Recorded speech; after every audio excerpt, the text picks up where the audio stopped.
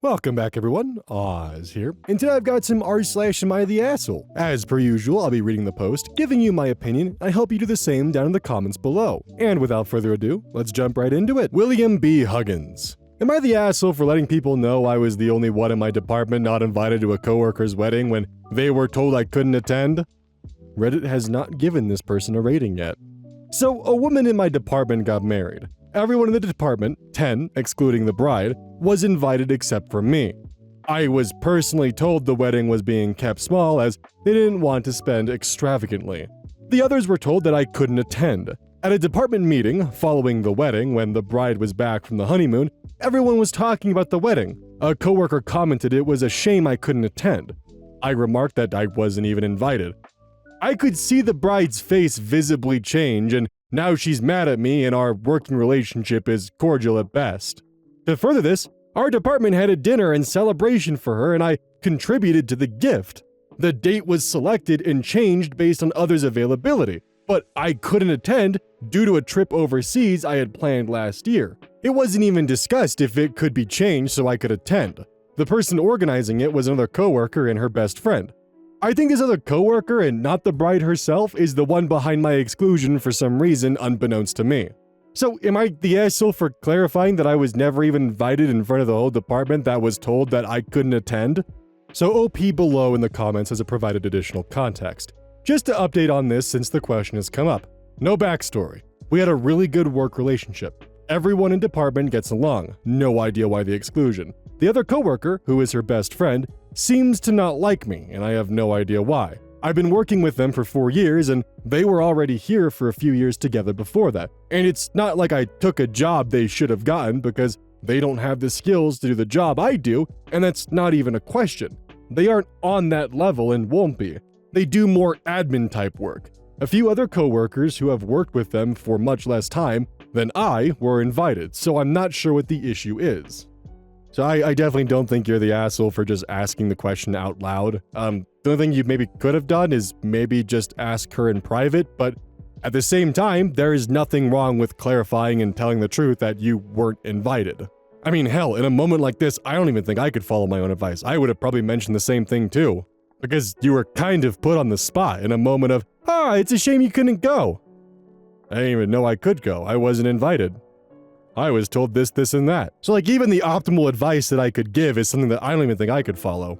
I do think you definitely should have a conversation with her and figure out what the hell happened, because the fact that you're, at least according to you, decently close with this person and their friend was the one passing out the invites, you should probably have a conversation and find out what the hell happened. Because yeah, it sucks the fact the wedding was planned around everyone else's time but not yours. And it was also just immediately assumed that you would be unavailable for it. I would definitely have a lot of questions attached to that. Away Search 784. Am I the asshole for ignoring my friend's phone calls after she invited herself, her spouse, her children, and her friends to my home for an impromptu barbecue without my permission? Reddit has bestowed their opinion and that is not the asshole. My friend is having a hard time with her spouse and really needs someone to be there for her while they work through their issues. We only just recently reconnected after not speaking for 4 years. Now, every time she calls, she asks me what I'm doing for the day, or at that moment, and then invites herself, her family of 4, and some of her friends over to my house. Example 1 for clarity. Friday was her spouse's birthday. Monday she told me her plan was to take him to dinner. Then she calls me Friday morning, asking me what I was doing. I told her I was just watching a movie on my couch. Then she says, I know it's last minute, but I want to come over and barbecue at your house. She says the kids could play together and we could hang out and have some drinks. I hesitated initially and then told her that I didn't really have a lot of meat here, nor was my home company ready. She responded that she would grab some more food and do all the cooking. Then I said, okay, and I cleaned up a little bit, and then I received a second call. She excitedly told me that she invited her guy friend, and he may bring a friend for me to talk to, and a female friend of hers was also coming. I was so shocked that she was trying to throw a party, not just come over and hang out with just her family like she implied during the first call. Her family already was 4 people that I was not expecting, which would have made a total of 8 people including my own children. I have only met 2 of the 3 people she invited. She did not even ask if she could invite anyone else to my home or give out my address.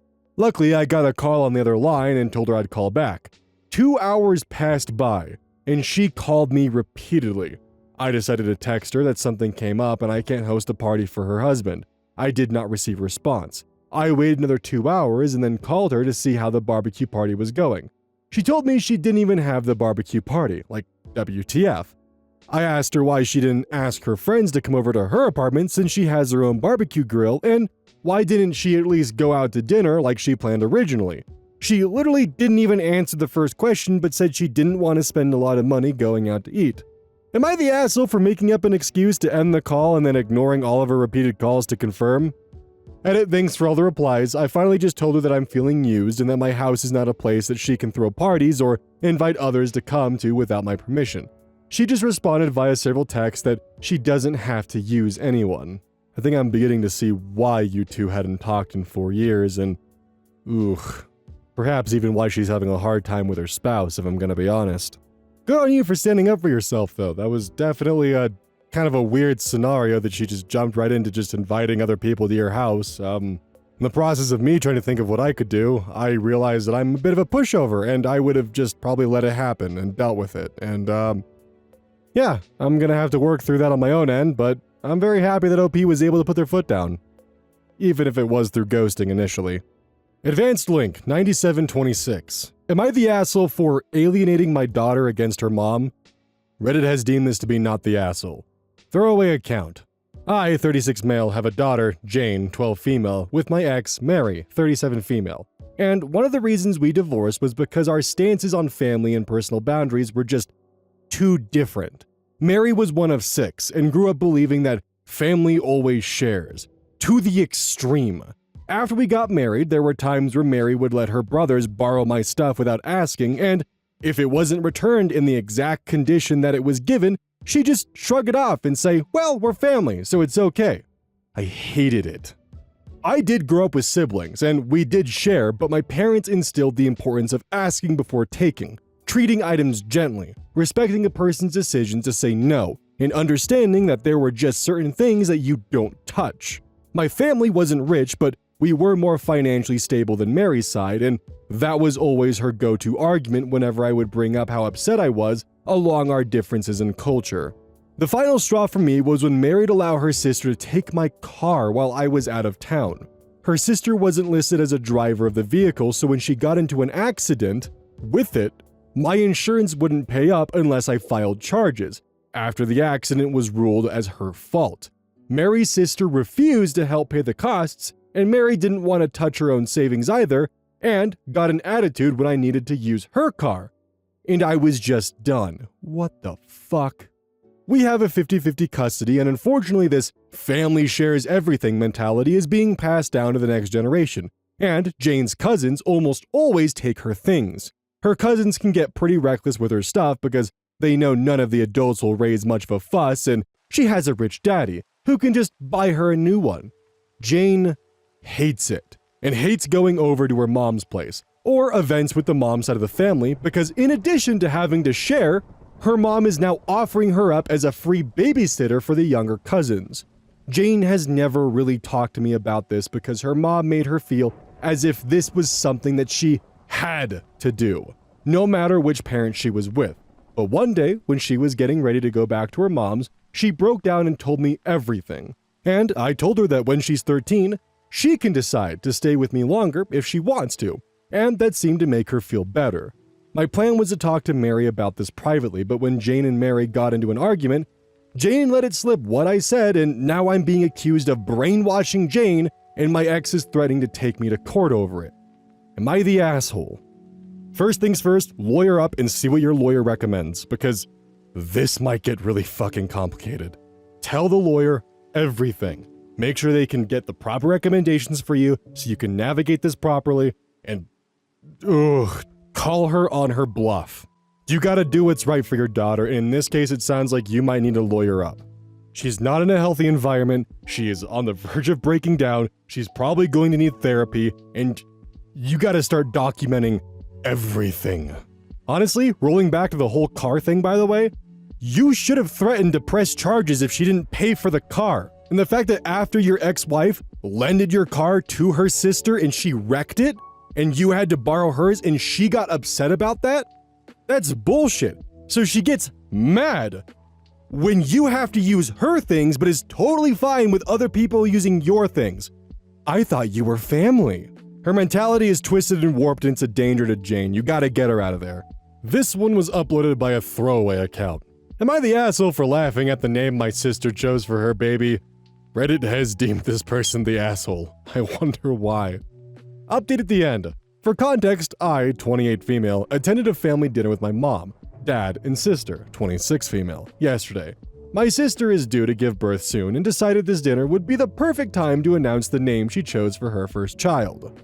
My sister has always been obsessed with aesthetics. Her whole house is beige and rather depressing, if I'm honest. The whole nursery she built for her baby is beige and gray, and will not accept colorful gifts for the baby.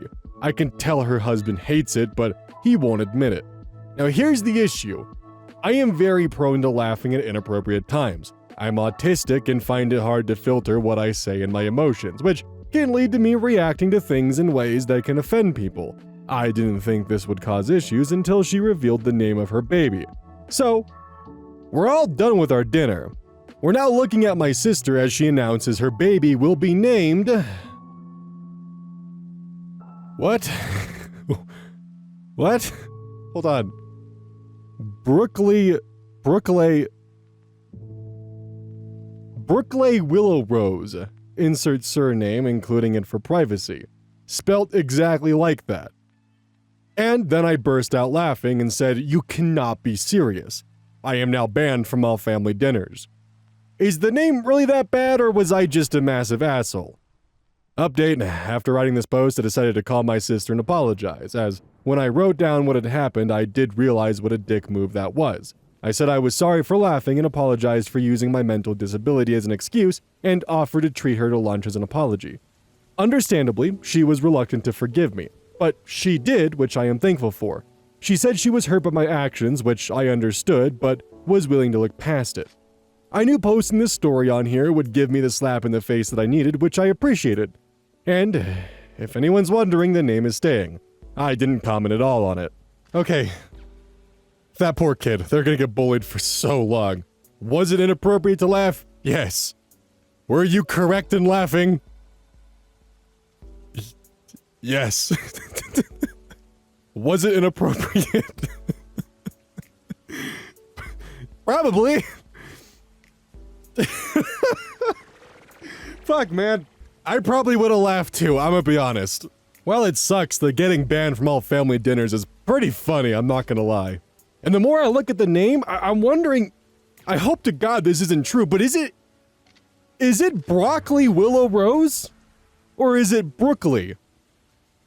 I hope it's Brookley.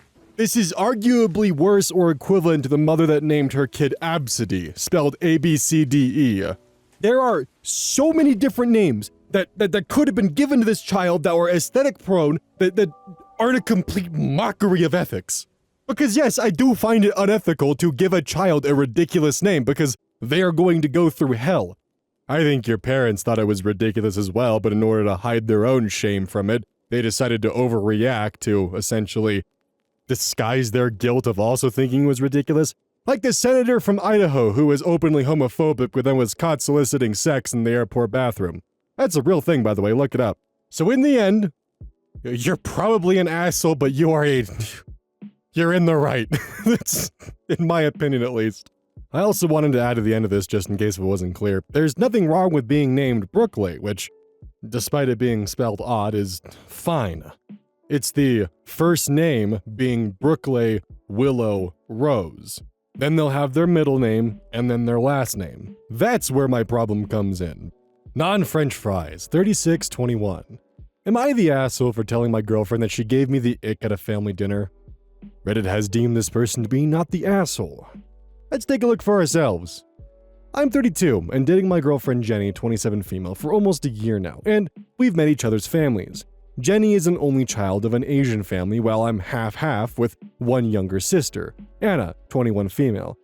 Anna and I are close despite our age gap. Our parents both work demanding jobs, and I would babysit or chaperone for many of her bratty teen years.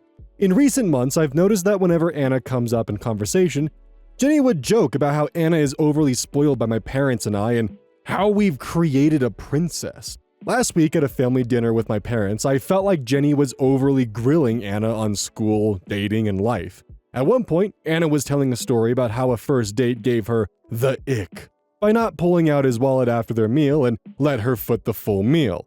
Jenny laughed and said that not every man will treat her to dinner like her brother would, and that you need to lower your standards. I was not happy with this comment, as it sounded like my sister didn't deserve to be treated with basic respect, but also didn't want to embarrass Jenny. Jennifer then went on talk about how that would have never happened to her, as men see her as high value. I don't know what about this comment just pissed me off, but I said that she was giving me the ick, and to stop talking to my sister like that. The argument we had when we got home was massive, and Jenny told me that I was overreacting to an innocuous comment and would make a terrible father because I would always favor my sister over everyone else. I'm shocked at being called a terrible father, and honestly, still don't think I was wrong, but need another opinion. In my opinion, I think the way that you treat your sister is actually indicative of the fact that you'd be a great father, if, I'm gonna throw my 2 cents in. And the reason why it probably gave you the ick is the fact that your girlfriend essentially just called your sister low quality. I get some minor vibes that Jennifer might be jealous of the relationship that you have with your sister, but I might just kind of be overanalyzing things a little bit. I think you've got to have a serious chat with Jennifer before you proceed with this relationship, because that is a pretty major red flag right there. And if y'all can't work through this or work this out, or Jennifer doesn't apologize for her comment and realize that it was fucked up what she said, you probably need to leave Jennifer, because that is a massive red flag. This one was posted by Stop It, Am I the Asshole? Am I the asshole for telling my wife to drop an issue that our daughter is having at school? Reddit has deemed this user to be the asshole. Let's see for ourselves. My wife, 36 female, and I, 35 male, have 2 kids, 10 female and 8 male. We live in a school district that has already started school, and our kids have been in classes for about 2 to 3 weeks now. Our daughter has been having an issue with her lunch being stolen a few times a week. The school offers breakfast and lunch, but it isn't free. We always put money in accounts for the kids in case they want to eat school lunch instead of what we pack for them, so our daughter doesn't go hungry even if her lunch is taken. She also doesn't have any dietary restrictions. My wife works night shifts as a nurse, so I'm the one getting the kids up and ready for school in the morning, including packing lunches. And yes, I put their names on everything. My daughter has told me every time that her lunch was taken. The first few times, I asked her just to eat school lunch, but she doesn't always like what they offer. So I started making 2 lunches for her and told her to hide one in her backpack instead of bringing it into the classroom where the other lunches are. I've also talked with the teacher about it, and she said she would be more vigilant about the lunches, but that hasn't stopped them from being stolen. My daughter is not the only one having this issue. My wife is up in arms about it and wants to bring it up to the principal, superintendent, school board, etc. She thinks that whoever is stealing from our daughter is a thief and has some kind of grudge against our daughter. I, however, have a different view on it. The way I see it, whoever is taking lunches probably needs that food more than my daughter does. If their family had means of providing packed lunches, I would assume they would do so. Same goes for putting money in an account for school lunch. My feeling is that whichever kid is stealing these lunches is hungry, and I don't want to compound that by making this a bigger issue. The teacher is already aware, and I don't feel we need to elevate this beyond that. Our family is not in dire straits financially. We do just fine, but I know that isn't the case for everyone. And if packing 2 lunches for my daughter means that a hungry kid gets a solid meal, I'm okay with it coming out of our pockets. My wife and I got into an argument about this because she wants to send an email to anyone and everyone at the school district that she feels needs to know about this. I told her that we should wait and see if the teacher can figure out who the kid is, and we can handle this without bringing the whole school district down on this kid and their family. My wife wants to set up meetings with the teacher and principal, but I told her she would need to be the one attending them, because I won't. And since she usually sleeps during the day when the kids are in school, she didn't like that. She thinks I'm being an asshole by not protecting our daughter, but our daughter is not going hungry, and whoever is taking her lunches isn't either, which I'm okay with. Good intentions, but you're paving the road to hell. In the process of doing so, you're teaching your daughter that she doesn't mean as much as some random kid in her class. And this could also be a bully who's just fucking with your daughter and making their life hell. And considering that it's multiple lunches and not just one lunch, it does raise the question that this could be a lot more of a problem than just one hungry kid. Plus, if it is a hungry kid, depending on the district they're in and what state you live in, if this kid turns out to be someone who can't afford lunch, some schools will step in and provide financial aid so that way the kid doesn't have to be hungry anymore. So, having some kind of investigation could actually prove to be useful. And while you do have noble intentions, you are in the process kind of hurting your daughter. Because if your theory is wrong, then she's getting bullied and you're kind of green lighting it. You've got to see this as your wife has the reasonable assumption that your daughter is being picked on and bullied to the point where her food is being stolen. And your assumption is, oh, that kid is probably hungry and in need of it more. What if they aren't? What if they're just bullying your daughter and making her life hell? And your response is, meh, they should be able to. You're also teaching your daughter that you're willing to be complacent with a problem that's making her life hell, rather than actually stepping up and solving it. At least in my opinion, proving yourself to be an unreliable parent. So this account was made to post this, and it's Beto Vito Am I the Asshole? It's my interpretation of what it probably is. Am I the asshole for vetoing putting an offer on my wife's dream house? Reddit has said, not the asshole, and the subreddit has been put into poo mode, which is essentially a protection to prevent comments from being placed from unvetted users. My wife, 34 female, and I, 38 male, are shopping for our first house. We both put together lists of needs, wants, and deal breakers for our desired home. We both had similar lists in terms of needs and wants. Multiple bedrooms and good schools for when we have kids, fenced-in yard for our dog, no major renovations needed, etc. I only had one real deal breaker. I told her I would refuse to even put an offer on a house that has an HOA. My parents lived in an HOA when I was a teenager, and I saw the amount of BS they had to go through all the time. There's no way I want to spend a huge amount of money and have to deal with that kind of thing for who knows how many years. The house could check every single box in our need and want list, and I would still refuse to even try and buy it. Well, our search has not been an easy one. We've been priced out of a lot of areas that we were hoping to live in, and the houses that are more within our budget are not exactly what we're looking for. We've toured dozens of houses, had offers rejected, had sellers try to get us into bidding wars. We've argued, disagreed, and fought. It's sucked. Last week, our realtor sent us a home that was just hitting the market. She was excited because she thought it was exactly what we're looking for. My wife fell in love with the pictures and wanted to set up a tour, but as I was looking at the listing, I saw it has an HOA. I told my wife I don't even want to go look at it, since I don't want to put an offer in. She decided to set up a tour with the realtor without me. She viewed the home without telling me about it, then came home and was all excited to submit an offer. She spent an entire evening trying to convince me that it's her dream house and that we need to submit an offer before it's too late. She said there's no harm in submitting an offer just to see what the sellers say.